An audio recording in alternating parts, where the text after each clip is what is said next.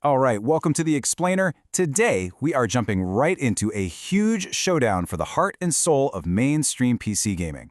You've got NVIDIA's RTX 5060 Ti in one corner and AMD's RX 9060 XT in the other. This is really the story of the two cards that are going to define 1440p gaming for 2025. So let's just cut to the chase, right? For most people putting together a new gaming rig, it's pretty much going to come down to one of these two. And like it always does, the whole story really kicks off with the price.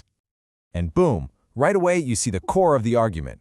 AMD is coming in swinging with a price that's seriously lower than NVIDIA's. But that begs the big question. What exactly are you getting, or maybe more importantly, what are you giving up for that cash?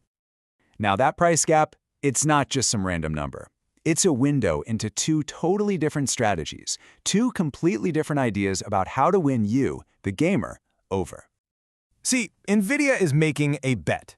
They're betting you're willing to pay a little extra for an experience that's packed with features. They're trying to sell you on the idea that their card isn't just a gaming GPU. Now, it's a neural rendering processor, this cutting-edge piece of tech at the center of their whole ecosystem. And then you've got AMD on the other side of the ring. They are laser-focused on one thing, pure, simple value. This generation for them is all about fixing their past weaknesses. We're talking ray tracing here, while being super aggressive on price to win that critical performance per dollar fight. It all boils down to this, right? $80. NVIDIA is basically saying its tech, its software, its performance, all of it is worth that $80 premium. So the question is, are they right? Let's pop the hood and find out.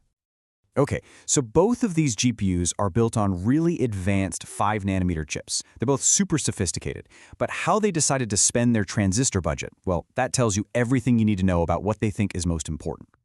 NVIDIA is throwing all their chips on AI, literally. Inside their new Tensor cores, they've built this thing called a transformer engine. Just think of it like a dedicated, specialized brain just for AI calculations.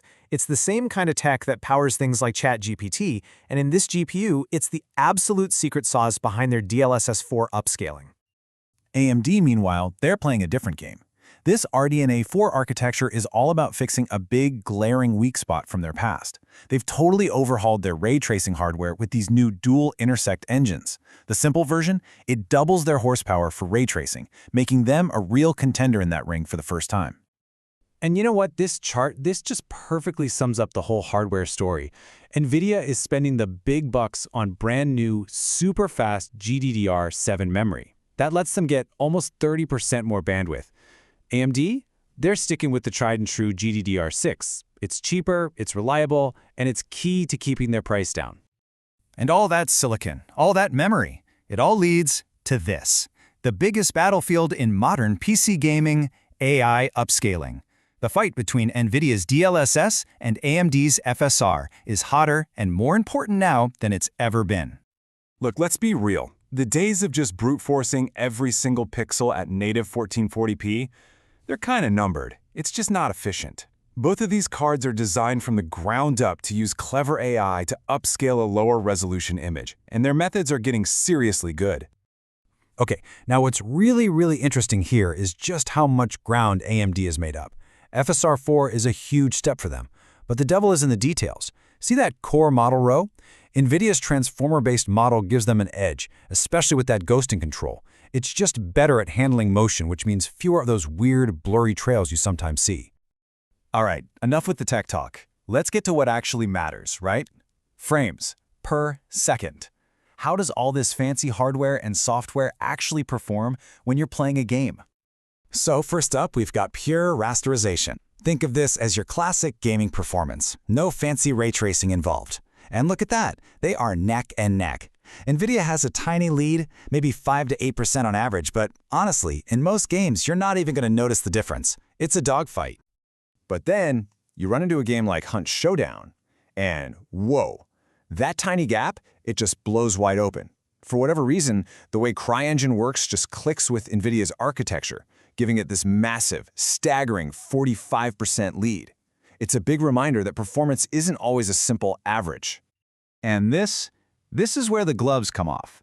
When you crank up the eye candy to the max, like full-on path tracing in a game like Cyberpunk 2077, the difference is just night and day. NVIDIA's extra hardware and more mature AI deliver a clean, stable, and super playable experience. AMD's card, for all its improvements, just kind of struggles to keep its head above water here. Okay, let's bring it all home. We've dug into the philosophies, we've looked at the silicon, we've seen the benchmarks. So what does this all mean when you've got your credit card in hand? The argument for Team Red, for AMD, is so simple and honestly so strong. It's all about that value. For $80 less, you're getting like 95% of the traditional gaming performance. If you're building on a budget or you mainly play esports titles, this is an incredibly hard deal to pass up.